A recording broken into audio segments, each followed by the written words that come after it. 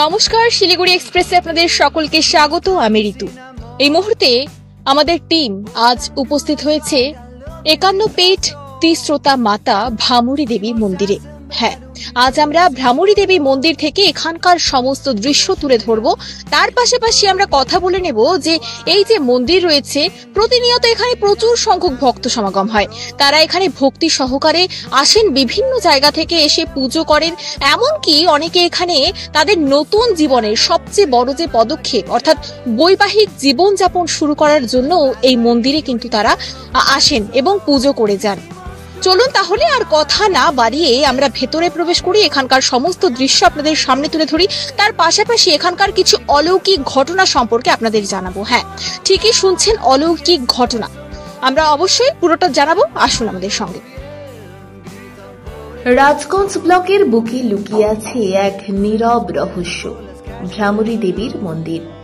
চারপাশে নিবিড় সবুজ, পাখির ডাক, হাওয়ার মৃদু শব্দ, যেন প্রকৃতি নিজেই এখানে মায়ার পর্দা টেনে রেখেছে।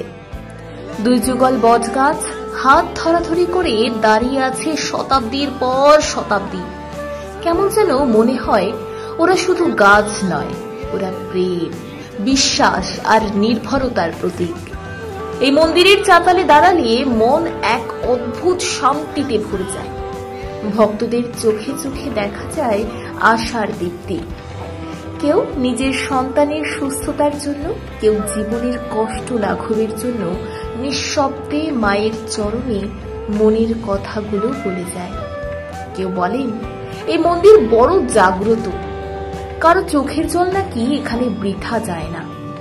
বিজ্ঞান হয়তো ব্যথা খুঁজবে, কিন্তু বিশ্বাসের এই নীরব অলৌকিকতায় তর্কের কোনো স্থান নেই। দুর্গাপুজো কিংবা মাঘী পূর্ণিমায় দূর দূরান্ত থেকে মানুষ ছুটে আসে এখানে। তখন এই নিঝুম বনের বুক জুড়ে বাজে ঢাকের বাদ্য, শঙ্খের ধ্বনি, আর বাতাস ভরে যায় প্রার্থনার গন্ধে। কখনো যদি জীবন ক্লান্ত করে তোলে, এই মায়ের দ্বারস্থ হন। হয়তো আপনার বুকের অজস্র ব্যথা গলে গিয়ে মায়ের চরণে রেখে আসবেন নিঃশব্দে, আর ফিরবেন হালকা আশায় ভরা এক নতুন ভোর নিয়ে। তুলে ধরলাম 51 পীঠ তিস্রোতা মাতা ভ্রামরী দেবী মন্দির থেকে সমস্ত চিত্র। তার পাশাপাশি এখানকার যে সমস্ত কাহিনী রয়েছে, সমস্ত কিছুই কিন্তু আপনাদের সামনে আমরা তুলে ধরার চেষ্টা করলাম। এখন এই পর্যন্তই। আমরা এই ধরনেরই আরো বিভিন্ন গুরুত্বপূর্ণ এবং অন্য ধরনের স্টোরি নিয়ে আপনাদের সামনে হাজির হওয়ার চেষ্টা করব।